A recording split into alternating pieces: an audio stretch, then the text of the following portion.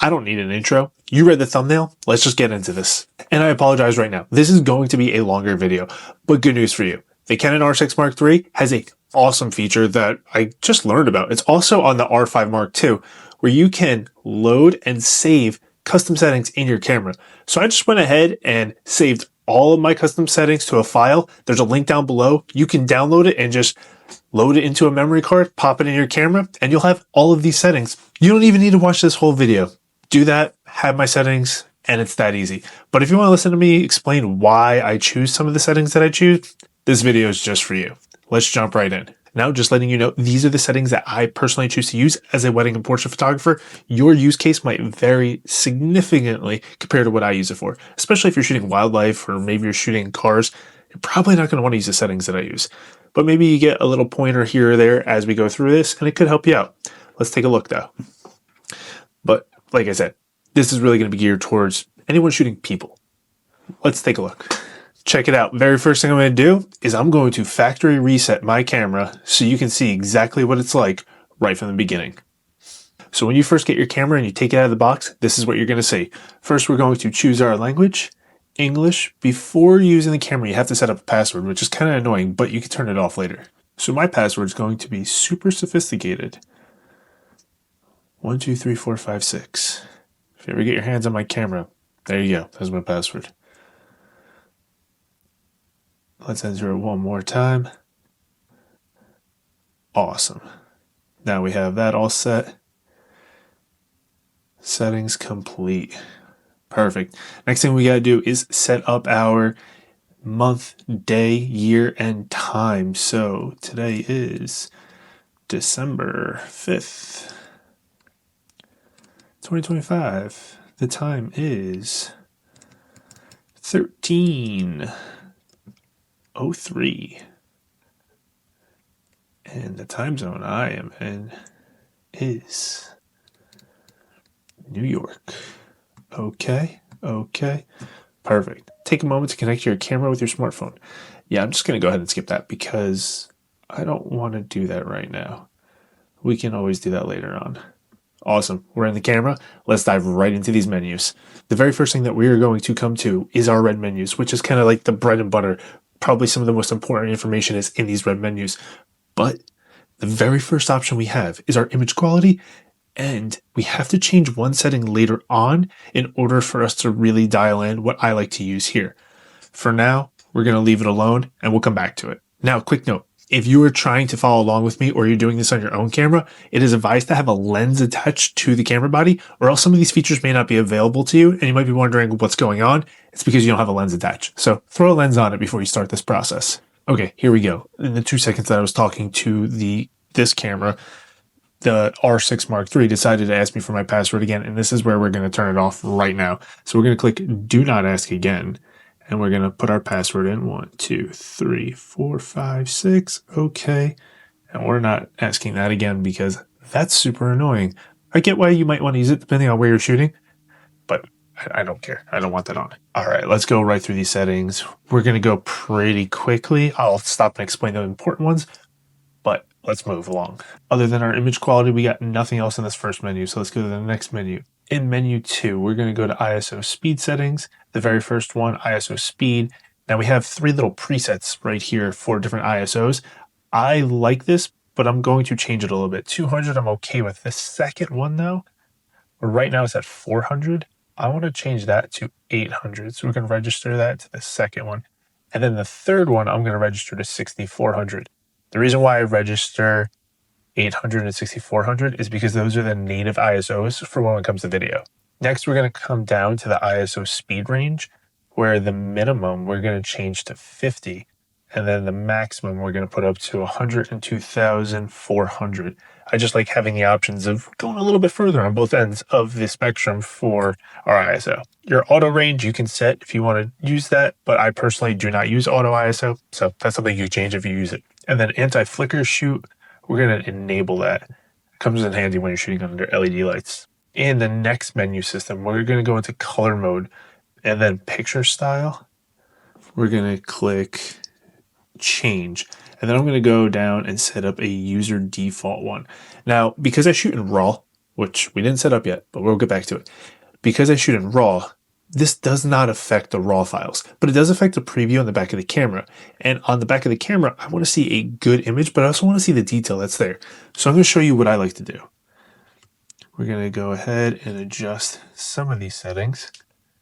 First thing we're going to do is take that sharpness down because I don't want that artificial sharpness. And we are going to go to our contrast, and I take that to -2, which just allows me to see a little bit more detail in the highlights and the shadows on the back of my camera to make sure I didn't over or underexpose. And that is it for that one. Perfect, we're all set there. Next, we're going to color space. I like to operate in Adobe RGB because I'm always thinking about printing my files when I am done with them, especially for wedding pictures. So I like that. For the white balance, I do change it a lot, but I don't change it right here because it takes too long to get into this menu system. I'll show you more about that later on. For shutter mode, by default, it's electronic first curtain. We can put it on mechanical. I do tend to shoot in mechanical quite often unless I need my camera to be silent, just because I know that there's better dynamic range when shooting mechanical. Now this applies to many Canon cameras. When you use electronic shutter, you lose dynamic range. This has been proven across multiple camera bodies already. So I expect the Canon R6 Mark III to be the same. So I will shoot it in mechanical shutter most of the time, unless I need to be quiet, such as being at a church. And I do have a little trick that you'll see later on for making this camera very quickly go to that electronic shutter. And if you look, electronic shutter is actually grayed out right now because we have the anti-flicker on. And if you want to turn the anti-flicker off, you can shoot an electronic shutter, but just keep in mind that you might have some flickering, which you'll see bands going across the image if you are shooting underneath LED lighting or any type of lighting that's flickering. That might be an issue. Just keep that in mind. And next up, I have release without card. I'm going to turn that off just because if I accidentally forget to put a memory card in this camera, I don't want it taking pictures of me thinking I'm actually capturing this. So I'm turning that feature off. And then in assist shooting, there's a little option down here, HDR/C-Log View Assist. This is more so for when I'm shooting video because I don't shoot HDR, but I do like to be able to see that view assist to the BT709 for when I am shooting in C-Log, both on the camera and through the HDMI cable, because I do often use an external monitor while shooting video. This just allows you to see an image that looks a little bit closer to the finished product, opposed to that really flat gray image that you would see while shooting C-Log. In the next menu, we come to shooting info display, and we kind of get a lot here to break down, so let's check it out. First thing that we have is we're going to go into screen info settings. By default, we have 5 screens on. I don't necessarily love that, so I am going to change it around. First thing I'm going to do is I'm going to get rid of screen number 5. Then I'm going to edit some of these screens. 1 I like with just the basic information. Then 2, what I want to do is I'm going to click info. And we're going to go into this one and I turn everything on for 2. So we go from some info to all of our info. Then in the next screen, all I want to see here is my basic info and a histogram. So I'm turning everything else off. And then last but not least, in screen number 4, I want nothing on the screen. That way I can see every square inch of that image I'm about to take with nothing on top of it. We're going to go ahead and click OK here. And then we're going to go into our viewfinder info and set up something similar. So screen 1 is going to be minimal information. Screen 2, we're going to edit to have everything on. And then for screen 3, we're actually just going to turn that off. So we just have 2 different screens while we're looking through our viewfinder. Then I do like the vertical display info while we're in there, grid display. I do like having a 3x3 grid on just because I have a really bad tendency to shoot a little bit crooked. So for me personally, I do like that feature on. Next, we're going to go into our brightness info for our histogram settings. I do like to leave it on brightness, but I do like to change the display size to small. If not, the histogram can be kind of big in the frame and take up a lot of real estate. So I like to make that small. And everything else we're going to leave the same. And then if we go down to the bottom of this menu, tab 8, auto power off temperature standard, I'm going to set that to high just because I want the camera to run a little bit longer if it starts getting warm and not shut down too early. Next, we're going to come into tab 9, which is some of our video settings. Now, these aren't our video settings if we're in video mode. These are our video settings if we're in photo mode and just hit the record button. That's where we adjust these settings right here. So if I'm shooting photos and I just want to record a clip really quick and I just want to hit that record button and just get it and not really have to worry about too much, I'm just going to set up some basic settings that work in most situations for me. So we're going to go into the record size. We're going to set that to 4K fine. I record at 29.97 frames per second, or 30 frames a second. And we're going to leave everything else the same. For our record format, I like to use HEVC 422 10-bit, and then every other setting we're going to leave alone. And then our last menu, for when we're recording that video, what type of settings do we want? ISO speed settings. Max for auto. How high do you want your ISO going in auto? Because if you just click that record button while you're in photo mode, you are going to have auto ISO. And if you want to control how high it goes, that's up to you here. I'm going to leave it at the default of 25,600. And then you can also set up how slow of a shutter speed you're willing to deal with, and then your level. And I am going to disable that. And that is it for our red menu. Let's jump into our autofocus settings, which are some of the most important settings in this camera. Do me a favor real quick. If anything that I've done in this video so far has helped you with setting up your camera or better explaining anything, drop a like down below. This video takes a very long time to do because there's just so much to these setups that I would just appreciate it if you could drop a like. That's all I'm asking. Let's get back to it. In our autofocus menu, very first thing, we got autofocus operation. By default, it's on one shot. I exclusively shoot in servo. Very rarely do I want one shot. The only time I really want one shot is if I'm doing product work in a studio. I hardly ever do that, but when I do, I will switch it to one shot. Other than that, I'm shooting people, I want servo. People move, I want servo. Next up, we have autofocus area, and we're going to come back to this in a minute because there's some other settings that we have to change before we can deal with these settings.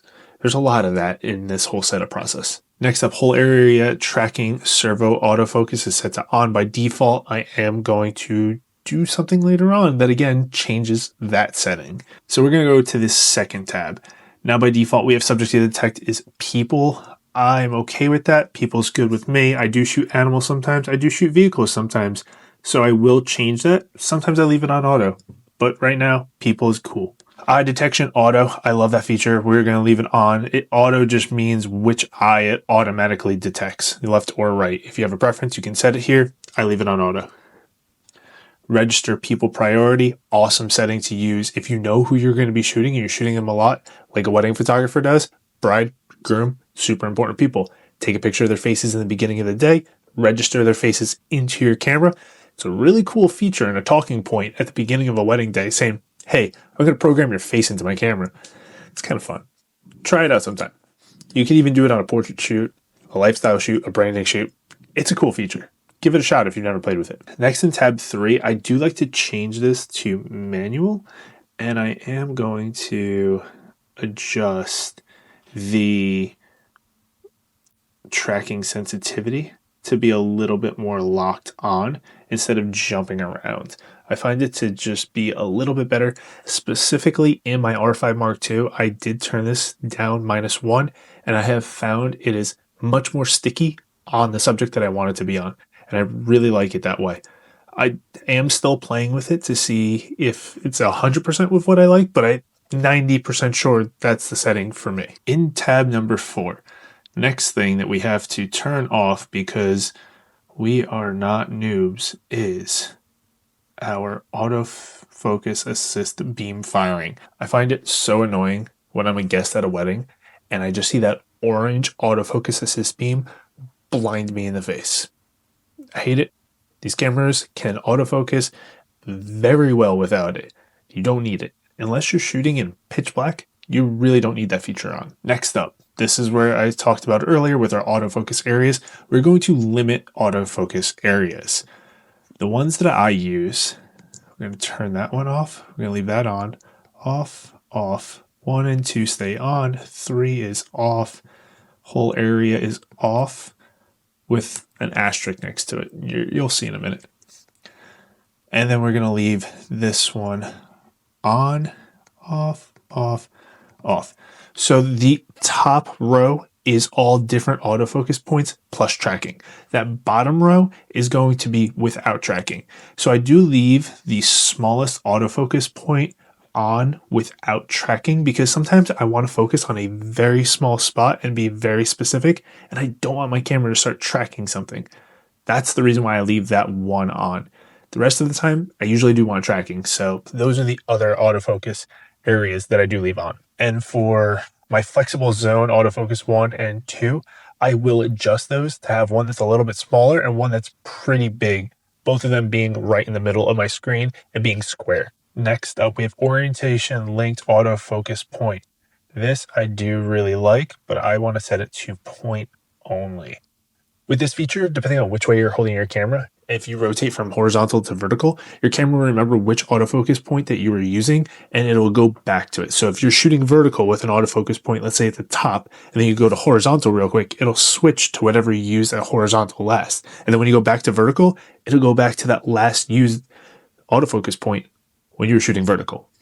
It's a cool feature. If you don't know what I'm talking about, just go play with it. You'll see. It's pretty cool. And one little note about limiting these autofocus areas, when I switch my camera into video mode and we go into this, you have to redo it all. So if you want one set of autofocus points for photo and one for video, you can do that. If you want all the same, like I do, then you're going to have to switch it to video mode and redo all these settings. That does apply to a couple of settings along the way, but just keep that in mind. If you set something up and you're like, I thought I changed this. Well, it only applies to maybe photo or maybe video. So you might have to set up some of these things twice. And that's going to do it for our autofocus menu of everything that I like to personally change. Next up is our blue menus, which are all related to playback features. And there's only one thing here that I like to change. And that is we are going to go to the fourth tab and we're going to go to magnification. And then for the magnification, I want to do actual size. The reason why I do that is when I review an image on the back of my camera and I click the magnifying glass, it's just going to zoom in right to 100%. Most of the time, if I'm zooming in on a picture on the back of my camera, it's just to check focus. So I just want to see it 1-to-1 actual size. Is it in focus? Cool. Let's move on. That way I don't have to worry about turning the dial or pinching the back of the screen to zoom in all the way to see if my picture is actually in focus. Next up is the purple menus. The purple menus you can dive into on your own. It's all about your network connection and syncing your camera with either a computer or a phone, or if you're going to tether. Also, with the Canon Connect app, super useful feature now, you can actually update your cameras by just connecting to the app. So much nicer than the old way where you had to load the file into a memory card, put the memory card into your camera and load it that way. Now you just connect it to your phone and you can download the firmware updates and load them right into the camera that way. I definitely appreciate that. The Canon Connect app, I've had my issues with in the past, but that's a nice little upgrade. Next up, we come to our yellow menus with a lot of our settings. First up, we have our record function plus card/folder select. We're going to go to our photo record options first, and I am going to choose record separately.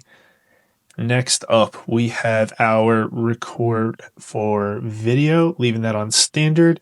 For our playback for photo and video, right now by default, it's on the SD card. We're going to playback from our CF Express card.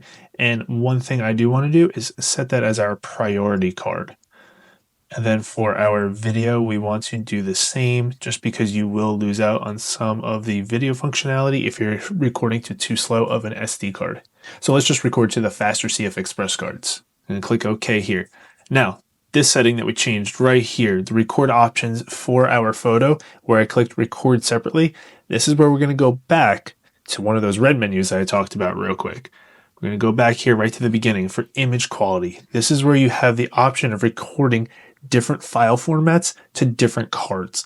Historically, I've always really liked recording RAW to one card and JPEGs to the other, especially if I'm trying to send a JPEG image really quickly to my phone and then text it to somebody. I like having that option right there. But lately what I've been doing is just shooting CRAW to both cards, and I find that to be pretty good. Now, because I am going to be doing a lot of testing with this camera and comparing it to my R5 Mark II, just looking at different files, I am going to shoot it in full RAW for now. But just going forward, when I do have jobs that I'm going to be doing with this camera, it'll most likely be shot in CRAW. once I'm done with all my testing, especially when I compare the RAW to the C-RAW files, see if there's that much of a difference. But on the R5 Mark II, there's really not that much of a difference. So I'm kind of expecting the same results from the R6 Mark III. So after all my testing, most likely we're just going to stick it out with C-RAW.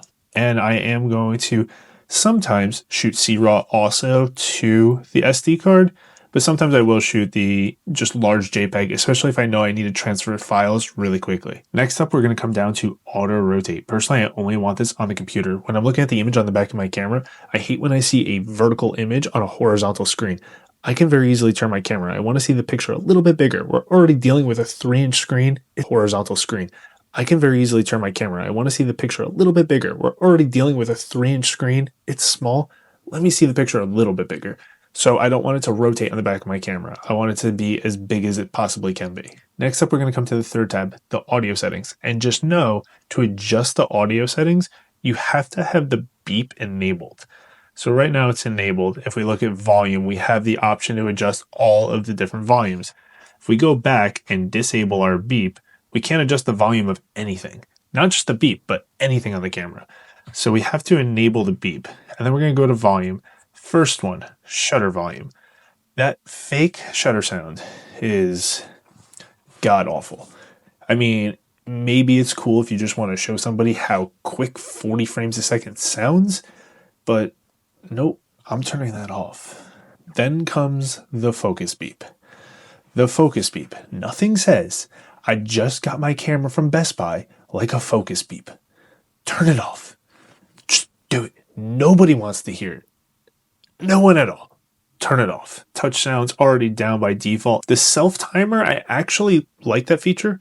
Very rarely does it happen, but once in a while, I'll set my camera up on a tripod where I'm taking a picture of myself.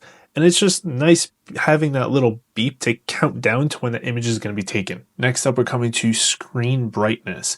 Now for screen brightness, I like to leave it on 5 for our screen. And then the viewfinder brightness, I'm going to put on manual. And we're going to set that to 3. I don't like the auto settings because I got accustomed to knowing if an image is over or underexposed because I have my settings set on my camera. But when it's on auto, you might have a nice bright picture in your viewfinder or on the back of your screen. And then when you get to your computer, you're like, why is it so dark? Well, it's because you were out in a sunny situation and your camera just jacked the brightness up on those screens and you thought it was well exposed. That's why I leave it in manual, so we're not letting the camera decide how bright the image is that we see on the screen. Make sense? I think so. Next, we're going to come to the 6th menu, and we're going to go to our power saving. Now, the way I like to personally set this up for my screen dimmer, I'll set that at 15 seconds. For screen off, I'm okay with 3 minutes, because if I haven't touched my camera in 3 minutes, I'm probably not too worried about the screen being off, and it takes a half a second to turn back on. Then my auto power off. I don't want the camera to auto power off because it does take a little bit longer to turn back on the whole camera versus just a screen. So I set that to 10 minutes. And the viewfinder off after 1 minute is fine by default for me. In menu number 7, right here, if you decide to download my settings, remember that link is down below. If you want to just have all of these settings sent to you in a file you can load into your camera, this is where you would do it. Right here where it says save/load camera settings on card, right there is where you would do that. And then in menu number 8, copyright info. I highly suggest you put your name here. I am not going to do this because I am sending this file to you and you don't want my name on your camera. So when I'm done with this video, I'm going to put my name in here. But definitely put your name in here because then your copyright information is on every picture you take with this camera. It's a nice little feature. What I personally do for the author's name, obviously I'm just putting my name. And then for copyright details, I just put all rights reserved. Super simple. That's all you need to do. In tab number 7, in custom shooting mode C1 through 3, there is a feature that I do want to turn on, which is auto update settings. And we're going to enable that. This is more so for when I'm shooting video and I am shooting in a mixed light situation. For example, I'm shooting a wedding. We have a tent where the reception is, but then there's people hanging out outside of that tent. And outside of that tent is bright and sunny. And underneath that tent is much darker, and we have maybe some DJ lights going on. Maybe we have closed in walls, so there's not a lot of light getting in. Well, we're dealing with two drastic different situations.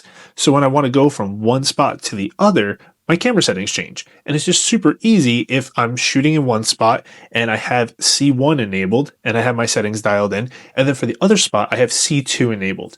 Awesome. Well, maybe outside the tent, it got a little bit cloudy. So the next time I go out there, I have to adjust a few settings, and I want that C2 to update because when I go back to C1 inside and then I go back outside, I don't want C2 to still be set up for that sunny situation. And maybe this also would work for a wildlife photographer, where maybe you're shooting an animal that is in the sun and animals that are in the shade. You have C1 for the sun, C2 for the shade.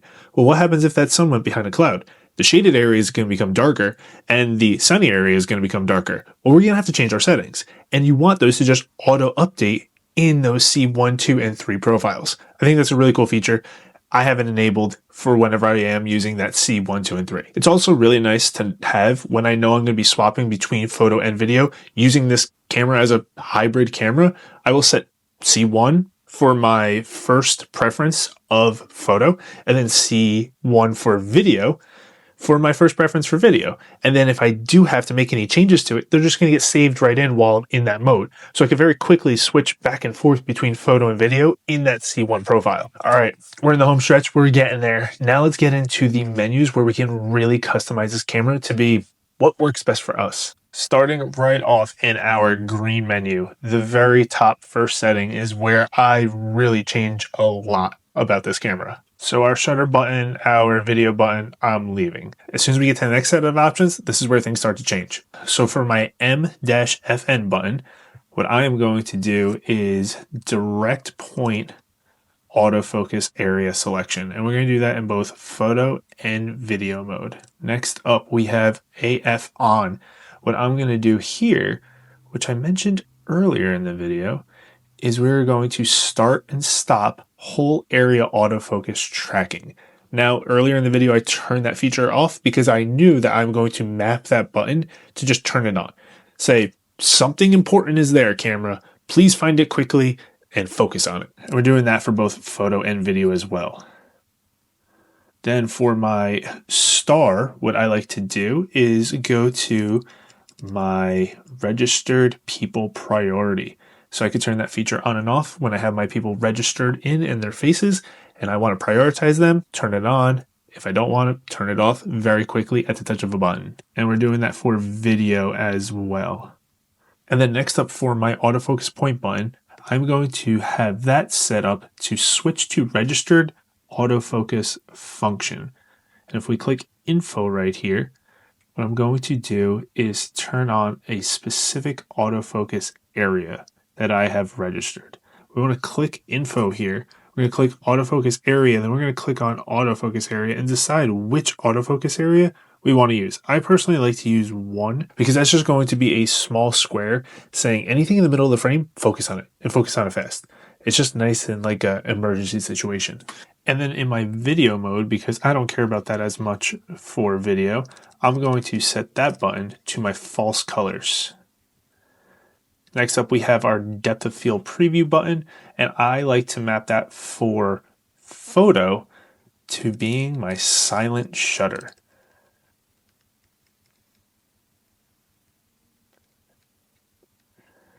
This is where I mentioned earlier, if you are shooting in mechanical shutter mode and you decide that, hey, I need electronic shutter now and I want it to be quiet, you can very quickly just tap that button, the depth of field preview button in front of the camera, which you also can't really easily hit like you can on the back of the camera, and you'll switch right over to electronic shutter. And for video, because that does not matter at all for video, we're going to map that to my zebras.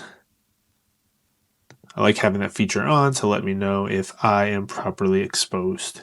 Now the color button doesn't really matter to me because I shoot in RAW for photo and C-Log for video. So what the camera is going to do to it is just what I see on the camera and not so much what I get in my final result. So I don't care about adjusting the color quickly pretty much ever. So I'm going to change that button to be my cropped aspect ratio.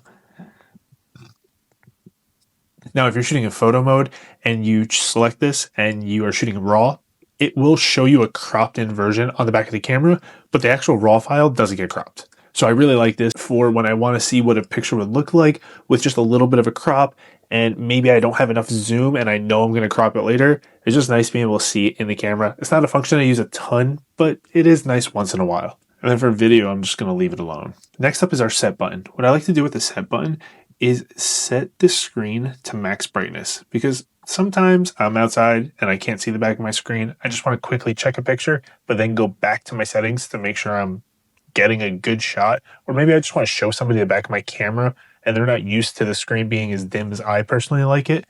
Well, this is a very nice feature. Just quickly turn up the brightness at a click of a button. And I am going to do this same thing for video as well.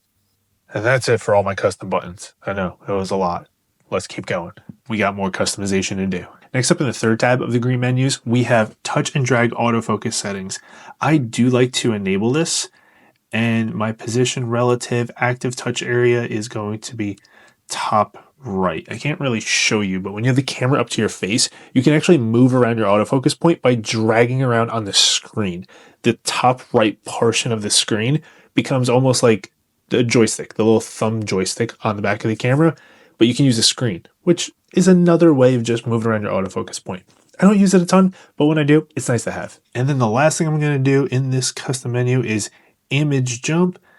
We're going to click on that, and I like to go a little bit more than 10 images at a time. I like to come over here and set this to 25 at a time, just because when I'm using my shutter dial, I like to quickly get through a lot of pictures as fast as I can. Like if I want to show somebody a picture from earlier in a wedding day and I have to go through 1,000 images, I like to use the shutter dial. It goes a lot faster, opposed to using the big wheel in the back, which goes one picture at a time. Next up, we have the orange menus, where there's a lot of customization you can do. I personally don't change anything in here, but the last section that I do change a lot in is our My Menu Management, the last green tab.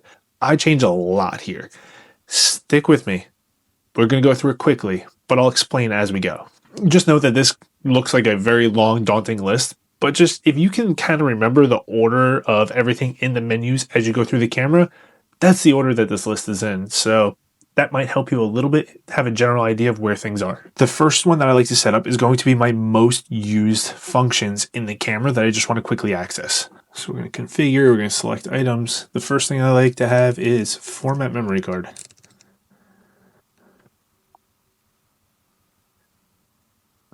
Next thing I like to have is my record function plus card/folder select, because sometimes it does accidentally get changed if you turn the camera on with only one card in it. So I like to have that feature right there.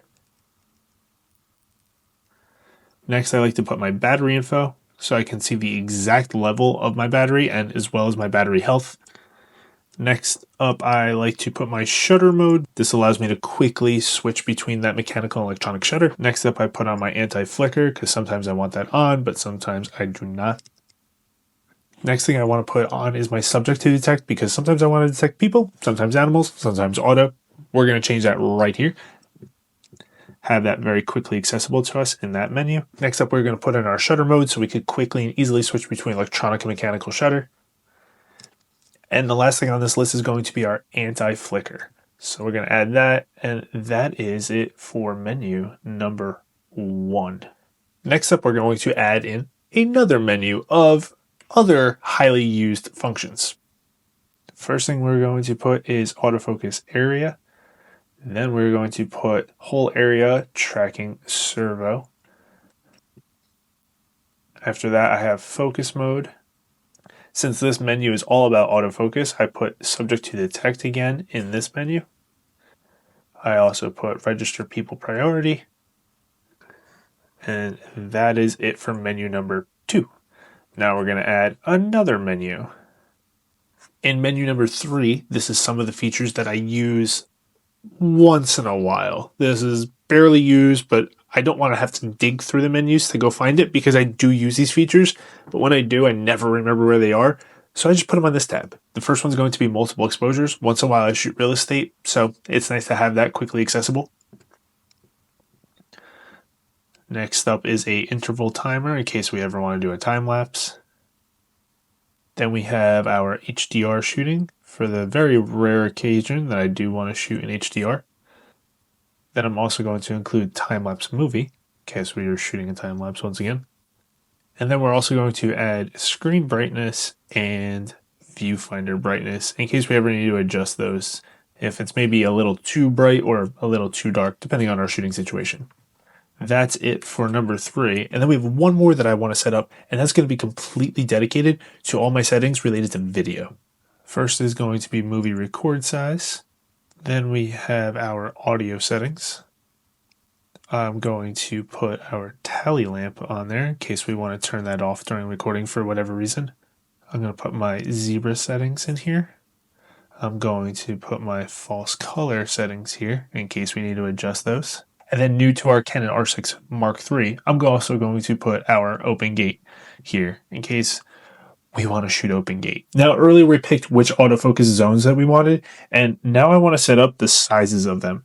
So right here we have the first one. We're going to click set, and this one I actually like to just kind of leave as a square right here in the middle. It's not huge, but it covers the middle of my frame to just focus on whatever's there. And then for autofocus point 2, I don't like this weird box that they have going on. Actually, I'm going to make it a little bit smaller. What we're doing here is I'm going to make about there. We're going to make a square that's a little bit bigger that covers more of the center of the frame. This one I really particularly like to use when I'm shooting video because people will sometimes move around a little bit. They might sway side to side, but for the most part, they're in the center of the frame.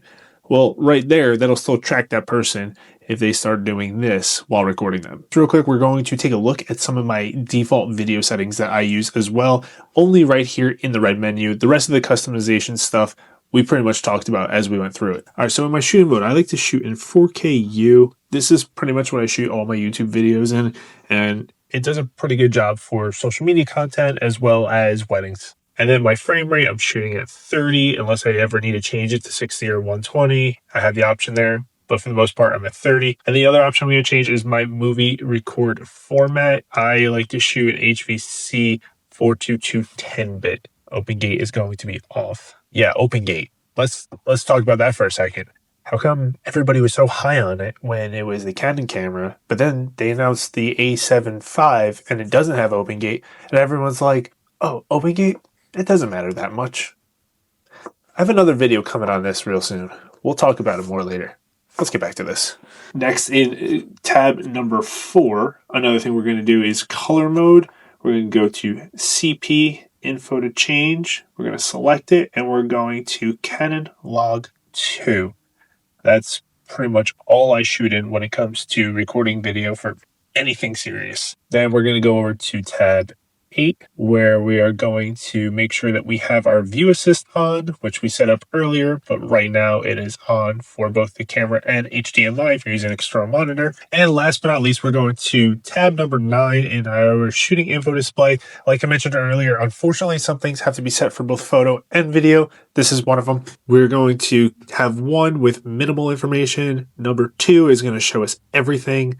3, we're going to turn off, and then we have 4 where it's just showing us nothing. And there it is. My R6 Mark III is set up and ready to go with all my personal settings. Like I said, there is that link down below. If you want to, just give me your email address and I'll send you the file, and you can just load this right into your camera yourself, and you don't have to worry about any of these settings. Hopefully this video helps somebody set up their R6 Mark III and you are good to go shoot some people now. If you have any questions for me and need me to explain anything in further detail of the things that I changed, let me know in the comments down below and I'll gladly answer them for you.